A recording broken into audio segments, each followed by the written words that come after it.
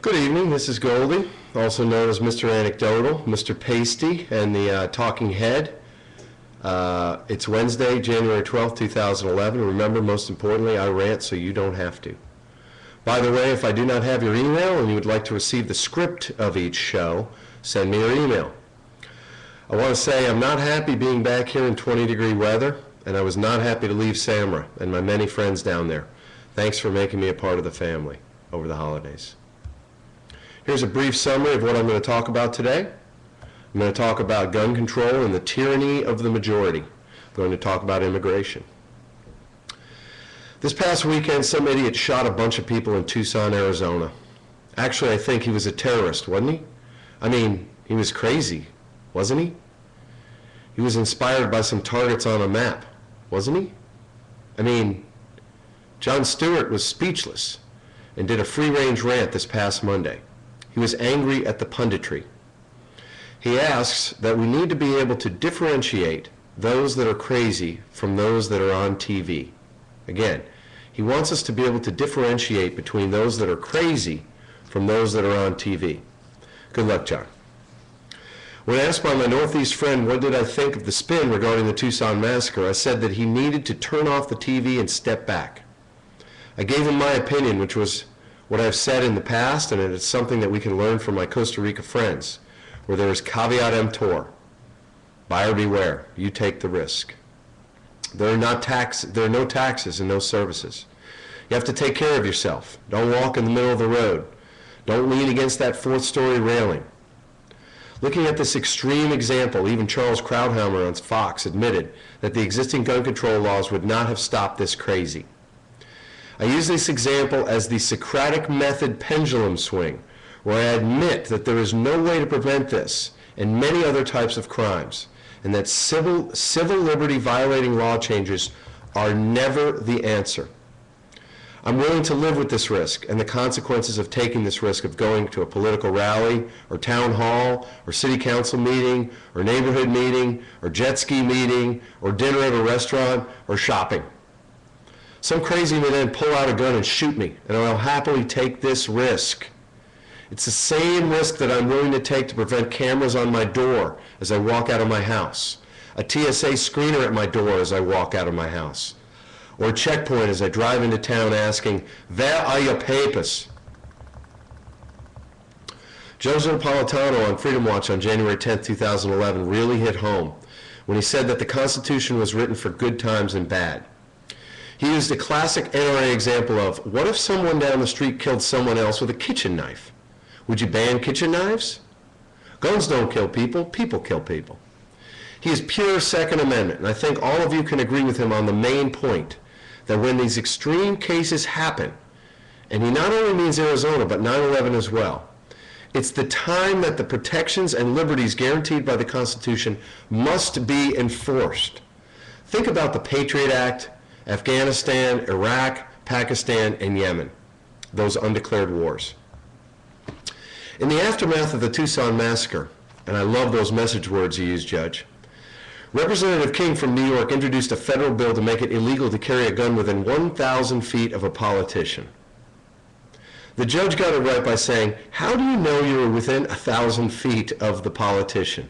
Stupid, stupid, stupid.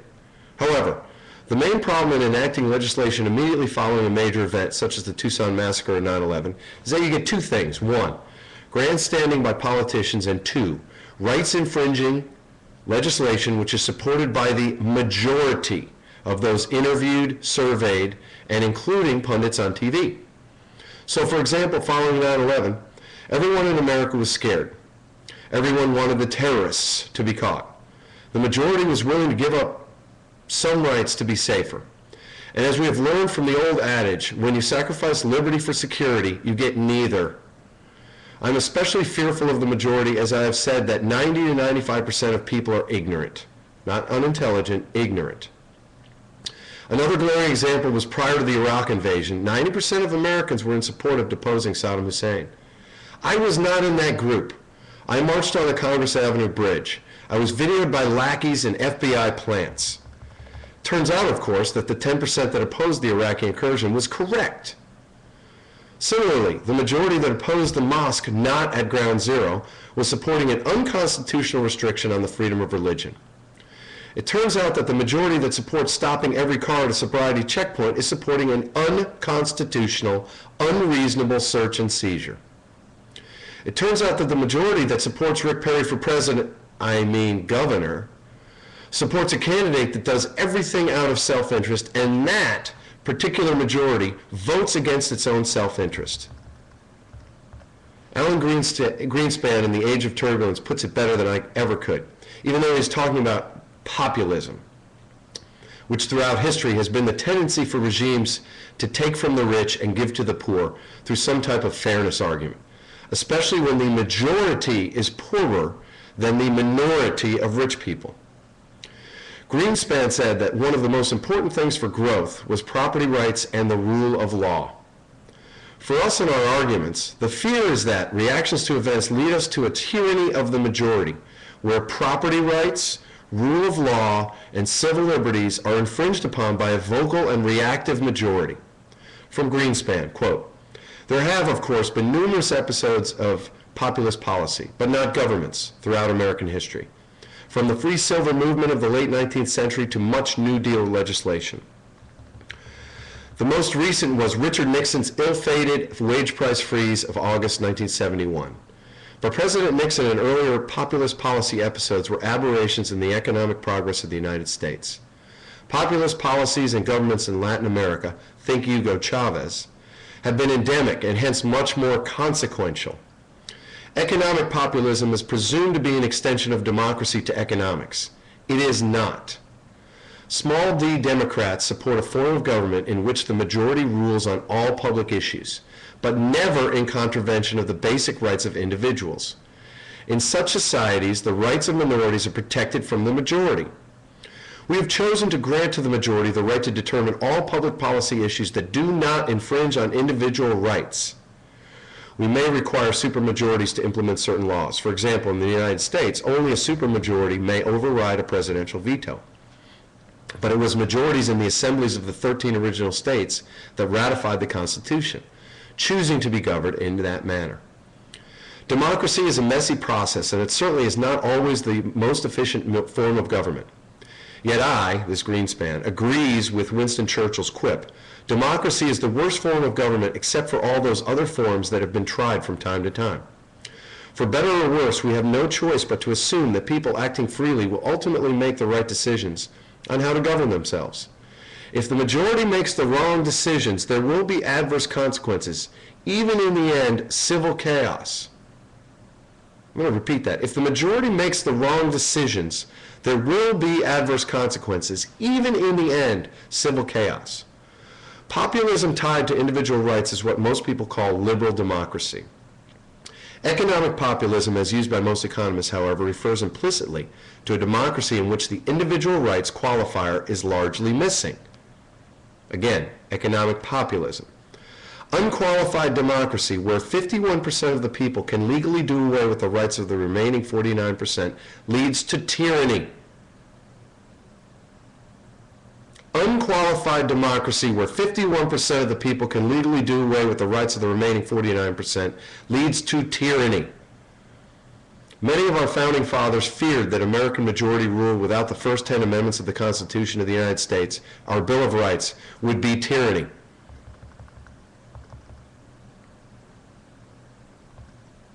The term then becomes pejorative, which is a word expressing disapproval, when applied to the likes of Eva Perón, or I say Chavez, who to most historians is largely responsible for Argentina's long economic decline after World War II. Argentina is still laboring under that legacy, close quotes. Greenspan's description is of economic populism and the extent to which a majority must be constrained when attempting to limit the rule of law and property rights, which I have expanded to civil liberties. I say the tyranny must always be constrained, especially in the extreme cases following a terrorist attack or crazy massacre. Look at what we got after 9/11, the Patriot Act. Tyranny of the majority. No Democrat could vote against it, or it would look like he or she was soft on terrorism. Greenspan, however, has gotten it wrong in this case. The majority got it wrong, and the adverse consequences are permanent infringements on privacy, as well as warrantless searches of every transaction, electronic and vocal communication made by every person in this country. It's not paranoia when it's real. It's the reason why I call for a constitutional amendment and not legislation for the following. Overturn the Supreme Court's decision in Citizens United, Exxon is not a person entitled to free speech rights in the form of unlimited campaign advertising spending. Term limits for representatives and senators so that they are not always running for re-election and begging for blood money. No revolving door for regulators and legislators so that they know they have a job in return for favorable legislation and regulation. Maximum $100 contributions by humans only, no groups, unions, or corporations. This includes donations to your own campaign by rich people. Do you see how the tyranny of the majority would thwart any of these reforms that came up later, if these reforms were in the form of legislation and not in the form of a constitutional amendment?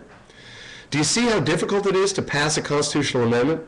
Article 5, 2/3 of both the Senate and House of Representatives, ratified by the legislatures of 3/4 of the states. Can you imagine how difficult that is? I can. It's the reason why we don't propose constitutional amendments to allow torture, indefinite detentions, or racial profiling, like my friend who suggested that he liked torture, but he said we needed an amendment to do it. It's the reason why you only see legislation attempting to allow these things. It's the reason that many states are proposing Arizona-style unconstitutional immigration laws. As to the messages coming out of this massacre, there's an idiot Sheriff Dupnick in Pima County. He said that Sarah Palin, don't retreat, reload, and Rush Limbaugh, Obama, the Imam, were the causes of this massacre. What an idiot. This has allowed the right to grab onto these statements and avoid any real issues, although I am with the right on this one as to gun control. Paul Krugman in the New York Times wrote an op-ed on January 11, 2011. When you heard the terrible news from Arizona, were you completely surprised? Or were you at some level expecting something like this atrocity to happen? This is him talking. Put me in the latter category. I've had a sick feeling in the pit of my stomach ever since the final stages of the 2008 campaign. I remembered the upsurge in political hatred after Bill Clinton's election in 1992, an upsurge that culminated in the Oklahoma City bombing. And you could see just by watching the crowds at McCain-Palin rallies that it was ready to happen again. The Department of Homeland Security reached the same conclusion. In April 2009, an internal report warned that right-wing extremism was on the rise, with a growing potential for violence. This guy wasn't a right-winger. Conservatives denounced that report, but there has in fact been a rising tide of threats and vandalism aimed at elected officials, including both Judge John Roll, who was killed Saturday, and Representative Gabrielle Giffords. One of these days, someone was bound to take it to the next level, and now someone has. It's true that the shooter in Arizona appears to have been mentally troubled, but that doesn't mean that his act can or should be treated as an isolated event, having nothing to do with the national climate. Paul, I disagree with you. Last spring, Politico.com reported on a surge in threats against members of Congress, which were already up by 300%. A number of the people making those threats had a history of mental illness, but something about the current state of America has been causing far more disturbed people than before to act out of their illness by threatening or actually engaging in political violence. And there's not much question what has changed. As Clarence Dupnick, the sheriff responsible for dealing with the Arizona shootings, put it, it's the vitriolic rhetoric that we hear day in and day out from people in the radio business and some people in the TV business. The vast majority of those who listen to that toxic rhetoric stop short of actual violence, but some inevitably cross the line.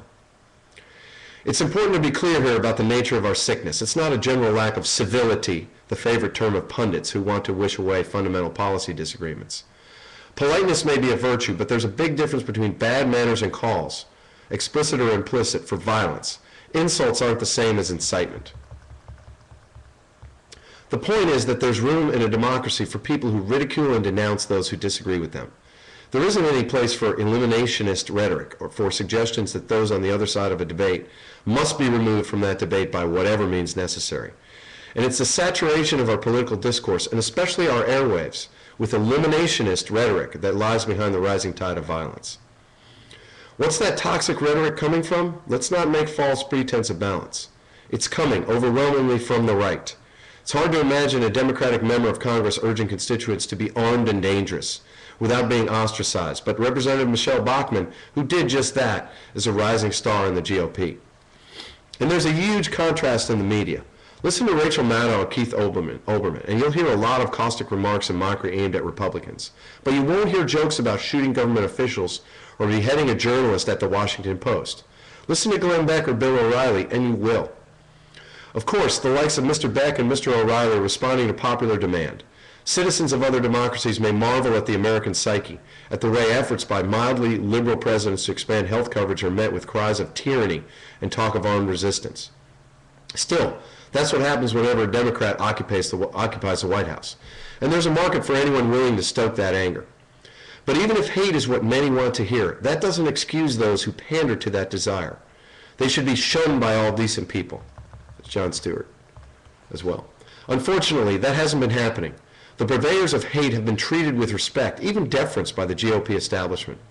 As David Frum, the former Bush speechwriter, has put it, Republicans originally thought that Fox worked for us, and now we're discovering we work for Fox. That makes no sense. So will the Arizona massacre make our discourse less toxic? It's really up to GOP leaders. Will they accept the reality of what's happening to America and take a stand against eliminationist rhetoric?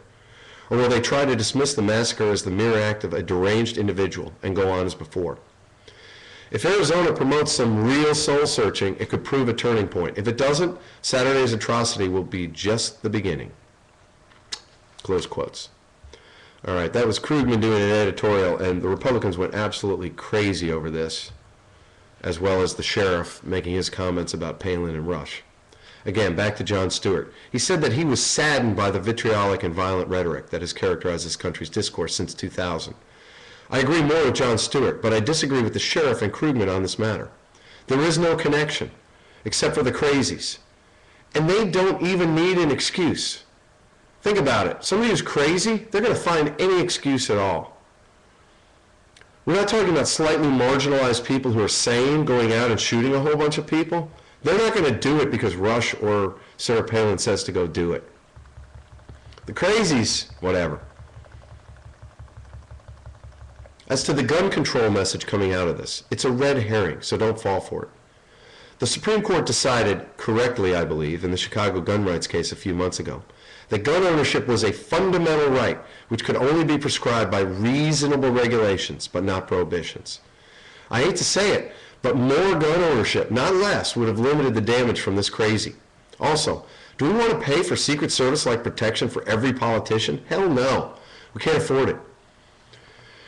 In an article in the Austin American Statesman, January 11, 2011, entitled "Support for Guns Strong in Arizona," the article details that Arizona does not even require a permit to carry a concealed weapon. Quotes, Arizona's gun laws stand out as among the most permissive in the country. Last year, Arizona became only the third state that does not require a permit to carry a concealed weapon. In 2009, a law went into effect allowing people with concealed weapon permits to take their guns into restaurants and bars. Public support for stricter gun control, however, has dropped significantly during the past couple of decades, and there is little evidence to suggest that mass shootings change opinions. The last couple of decades. You mean during America's decline starting in 1974? Declining standard of living, the nagging thought that the government cannot solve all the problems, and the more recent attitude that if there's a problem, I need to rely on myself and my neighbors and not on the cops responding in 12 minutes? In 12 minutes, I'm dead.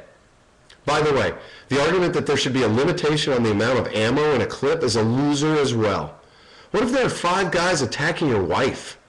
It's not a hunting argument, it's a self-defense argument. Come on, Chris Matthews. All right, remember back last year, the failed Detroit airplane plot from Amsterdam? Here's something from the radio. Following the Detroit failed plane attack from Amsterdam, the bomb did not go off. Joe Lieberman on Hannity said, "We need to give up certain civil liberties following this event." 12/29/09 on KLBJ AM at 9:30. Guest host Suzanne or Susanna stated that it was time to profile, not race, but religion. Her co-host commented that she had said she has a Koran at her home. How the fook do you profile religion? Why don't we profile and search restaurants, stores, and office buildings? A caller stated that not all Muslims are terrorists, but that all terrorists have been Muslims. I ask, what about Timothy McVeigh, the Unabomber, and now the Arizona crazy? Again, we have to be careful when these things happen, spewing incredibly stupid crap. Step back. We should not make decisions in the heat of a tragedy. Only crappy right-infringing legislation gets passed. Resist all efforts to do so. All right, moving on to immigration. When I get into message words and phrases, I do so for several reasons. One, to look at the real message by delving into the purveyor of the message, corporations, U.S. Chamber of Commerce, unions, and identify the media type. And two, try and continue to predict from the message our future so that we can see if there is a solution out there for a myriad of problems, including definitely public education. So when we look at the current Republican message, as well as the ACLJ, a religious lobbying group, and dishearteningly, some Tea Party people, as to Arizona and the illegal immigration message, we can predict what the election will look like in 2012. And it's an article from the New York Times, Political Battle on Illegal Immigration Shifts to States, by Julia Preston, December 31st, 2010. I'm going to read from it. Gives you a flavor.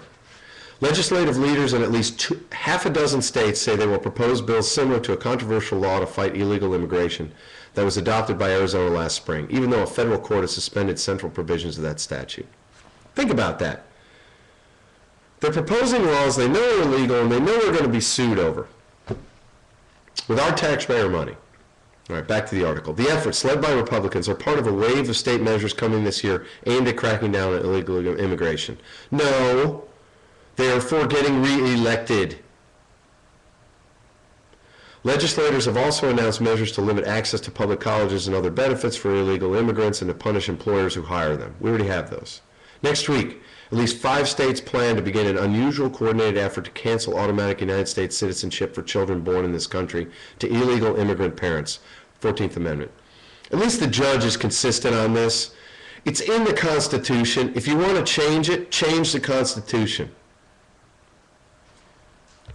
Opponents say that effort would be unconstitutional, arguing that the power to grant citizenship resides with the federal government, not with the states. Correct. Still, the chances of passing many of these measures appear better than at any time since 2006, when many states, frustrated with inaction in Washington, began proposing initiatives to curb illegal immigration. Republicans gained more than 690 seats in state legislatures nationwide in the November midterms, winning their strongest representation at the state level in more than 80 years. Few people expect movement on immigration issues when Congress reconvenes next week in a divided Washington. Republicans, who will control the House of Representatives, do not support an overhaul of immigration laws that President Obama has promised to continue to push. State lawmakers say it has fallen on them to act. The federal government's failure to enforce our border has functionally turned every state into a border state, said Randy Terrell, a Republican representative in Oklahoma, who has led the drive for anti-illegal immigration laws there. This is a federalism in action, he said. This is federalism in action, he said. The states are stepping in and filling the void left by the federal government. But the proposals have already drawn opposition from some business groups, and they are forcing strategic soul-searching within the Republican Party nationwide, with a rising populist base on one side demanding tough immigration measures, and on the other side, traditional Republican supporters in business and a fast-growing Latino electorate strongly opposing those measures. In Utah, a state dominated by Republicans, leaders from business, law enforcement, several churches in the Latino community sought to bridge the divide by joining together in November in a compact urging moderation on immigration issues. Some of the more contentious measures may not go into effect immediately, including Arizona-style bills and those intended to eliminate birthright citizenship for American-born children of illegal immigrants. Latino and immigrant advocate legal organizations are gearing up for a host of court challenges. Among the states expected to introduce bills similar to Arizona's are Georgia, Mississippi, Nebraska, Oklahoma, Pennsylvania, and South Carolina. Goldy would add Texas. I would add Texas. The Arizona law authorized the state and local police to ask about the immigration status of anyone they detained for other reasons, if they had a reasonable suspicion that the person was an illegal immigrant. Acting on a lawsuit filed by the Obama administration, a federal judge stayed central provisions of the law. In November, the United States Court of Appeals for the Ninth Circuit heard arguments on an appeal of that stay by Arizona. States will push ahead regardless of the Ninth Circuit, said Chris Kobach, a law professor and politician from Kansas who helped many states devise immigration laws, including Arizona's. I would love to have had this guy for con law. We have a guy here at University of Texas, Graglia, who was similar. A lot of people recognize that the district judge's decision is very much open to dispute. In Oklahoma, where Republicans won big majorities in both houses of the legislature and the governor's office, Mr. Terrell said he would introduce a bill he called Arizona Plus. In addition to the terms of the Arizona's law, it would allow for the seizure of vehicles and property used to transport or harbor illegal immigrants. So we're just going to take property. Think there'll be any lawsuits on that? In Georgia, an all-Republican commission of legislators plans to propose measures to enhance enforcement of tough laws already on the books. Georgia will also consider a bill to bar illegal immigrant students from all public universities. The newly elected governor, Nathan Deal, a Republican, is expected to sign those bills, but the Georgia Farm Bureau, which represents the state's powerful growers, voted to oppose any measures that would affect immigrant farm workers, most of whom do not have legal status. In Kansas, Republicans won big majorities in both legislative houses, and Sam Brownback, who just retired as a United States Senator, was elected governor. Mr. Kobach, the law professor, was elected Secretary of State after a campaign in which he vowed to pass a law requiring proof of citizenship for voters. Oh, so he was running. He's a law professor, but really he's a politician. See how this article was written? But the Kansas Chamber of Commerce has voiced its opposition, and Mr. Brownback has said he will focus on reducing unemployment. Latino and immigrant advocate groups are resigned to being on the defensive for the next 2 years.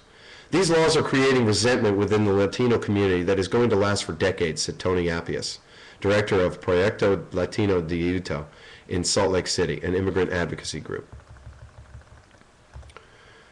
In Alan Greenspan's book, The Age of Turbulence, he very thoughtfully points out that the effect in the past of illegal immigration has been overwhelmingly positive, and the assimilation was swift and effective. He's talking about what we think of as substantial changes in our culture over 200 years, especially in light of creating social safety nets. Quotes, "The cultural changes in America are noticeable, to be sure, but rather narrow in the context of more than 2 millennia of recorded human history characterized by tectonic changes in institutions. Moreover, I believe the United States is sufficiently culturally stable to expect little change over the next generation or two. I say this even though ongoing immigration from Latin America will alter the cultural composition of our society. But these people who have chosen to leave their home countries, a seeming rejection of much of the populist culture that has so inhibited Latin America economic growth." Think about it. He's talking about these people have chosen to leave their home countries, rejecting populist culture, which has inhibited Latin American growth. That was also the case with the open immigration at the turn of the last century. Those immigrants were successfully absorbed in our nation's melting pot.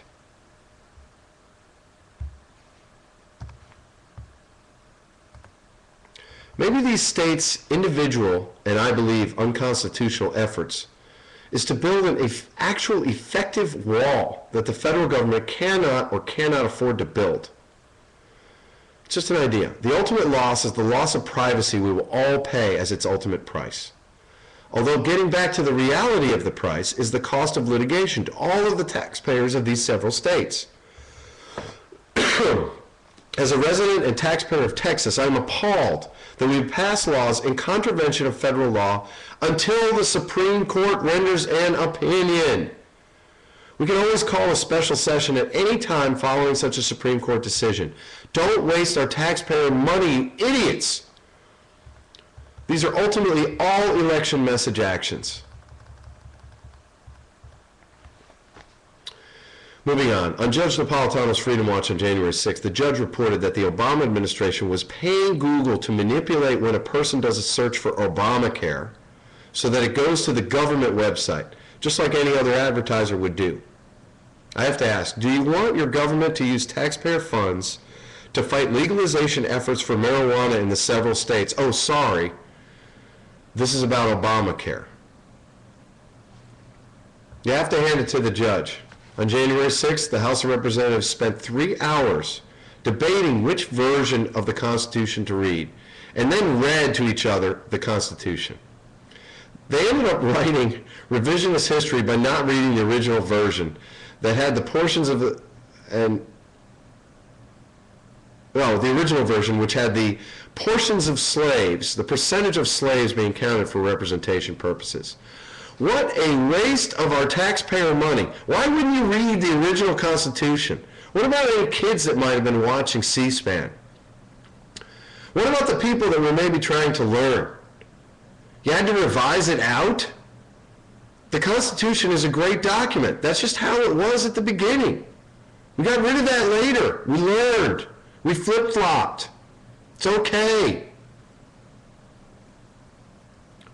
The judge also brought up that Chicago has started putting drug dogs on the streets, and if a passing car gets a hit, the cops stop that car. And the dogs are accurate less than half of the time. This is a sobriety checkpoint issue. That are your papers. It's no good. Unconstitutional. Innocent till proven guilty. Fourth Amendment. Unreasonable search and seizure. You need a warrant. We don't stop every car. We don't live in that kind of country. I received an email from my Houston friend regarding my many education rants. Hey Goldie, your rant that education should be specifically targeted to create the workforce we predict we will need in 20 years. I agree there and wholeheartedly support your call for dialogue on these real issues. But let's not forget the lessons of the past. It wasn't so long ago that students rose up in protest over being treated as cogs in a machine, parts turned out by higher education factories in service of a few wealthy industrialists. Yeah, buddy, that was when we had a lot of fat, okay? That's when there was unions and they made money. Everybody made money. Back to his thing. For a passionate, articulate diatribe on this, check out Mario Savio's machine speech made on the steps of Spruill Hall at UC Berkeley in 1964. Central event in the free speech movement. YouTube has a video of it. It's on this link. You'll get it next week. Send me an email if you don't have if I don't have your email address. Schools are not just training camps for manufacturing and sales jobs. Education enriches people. People like Goldy, who has expanded his view of the world beyond his particular profession and contributes so much more to us all than just litigation-proof contracts. Why should you pay for English majors who end up working in a bakery? So Joe Sixpack and Tommy Bong will at least understand that the human condition involves change. Occasional revolution and that status quos never endure. So we can hope to all evolve. Bienvenidos a America. Scooter. Scooter. What a hopeful message, and I take it to heart. However, we are past that point. We need to clothe, house, and feed all of these idiots with no money and a broken system. The time for hope is long gone. Sorry, buddy. On to Rick Perry. In today's Austin American Statesman, Perry seeks quick action on property rights and immigration issues. Rick Perry, as you know, is running for president. He has an albatross around his neck called the huge giveaway of the Trans-Texas Corridor, a gigantic boondoggle that involved condemning millions of acres, which has spawned a grassroots effort to curb these condemnations. This is the exact opposite of the Tea Party or constitutional conservative label that Perry is trying to promote. Yesterday, I argued with a friend that Sarah Palin is not my fear. Rick Perry is. He is a part of the machine. She is not. However, I am happy that his interests are aligned with mine at this time as to condemnation. I'm trying to get rid of the condemnation power on East 11th and East 12th Streets in Austin. I'm not happy to be back in Austin. The secure location was so much warmer, literally and figuratively. That's all there is today. I want to thank our sponsors, all of which support this form of conversation, but not necessarily the content of this conversation. PianoByAngelo.com, Angelo Lambesis, who teaches and plays keyboards all over Austin. ZitaDesign.com, Z-I-T-A Design.com for all of your decorative painting needs. She can make anything look like anything, and you can see some of it behind me over here. AustinAreaPlumbing.com for all of your Austin plumbing problems. www.ticoadventurelodge.com, a small hotel in Samara, Costa Rica. CNC Surf School in Samara. www.cncsurfsamara.webs.com. La Vela Latina, a great sunset bar and restaurant in Samara. Ambar Tequila at www.santosspirits.com, an extremely smooth tequila. Another cool little hotel in Samara, www.villablancasamara.com. And of course, the Delicate Genius in Houston. Thanks for coming out.